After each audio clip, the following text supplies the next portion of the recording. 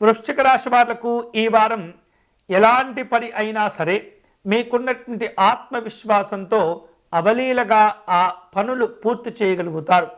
ఆర్థిక వ్యవహారిక విషయాలన్నీ కూడా సంతృప్తినిస్తుంటాయి.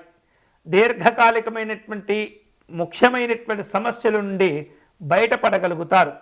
భూములు లేదా వాహనాలు కొనుగోలు చేయాలనేటువంటి ఆలోచన కోరిక ఉన్నటువంటి వాళ్ళు తొందరపడకూడదు. అయినప్పటికీ కూడా పరిస్థితులు మీకు అనుకూలంగానే ఉంటాయి. వివిధ రూపాల్లో అధికారిక పరమైనటువంటి ఆహ్వానాలు అందుకుంటూ ఉంటారు. స్థిరాస్తులతో కూడినటువంటి వివాదాలు అన్నీ కూడా ఒక కొలిక్కి రాగలుగుతుంటాయి. నిరుద్యోగులకు ఉద్యోగ ప్రయత్నాలు కలిసి వస్తాయి.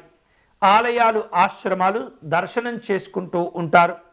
నిర్వహిస్తున్నటువంటి వ్యాపారాలు అన్నీ కూడా లాభసాటిగా ఉండేటటువంటి పరిస్థితి ఉంటుంది.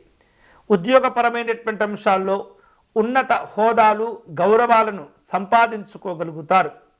పెట్టుబడులతో కూడినటువంటి పారిశ్రామిక రంగాలతో ఆయా సంబంధాలు కలిగి ఉన్నటువంటి వ్యక్తులతో మీరు ఈ వారం చక్కని చర్చలు కూడా నిర్వహించగలుగుతుంటారు.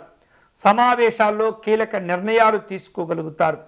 వారం మధ్యలో స్వల్ప అనారోగ్యాలు కాస్త ఇబ్బంది పెట్టేటటువంటి అవకాశాలు ఉన్నందున ఆరోగ్య విషయాల్లో ఆహార విహారాదుల్లో అన్ని రకాల జాగ్రత్తలు తీసుకోవటం మంచిది.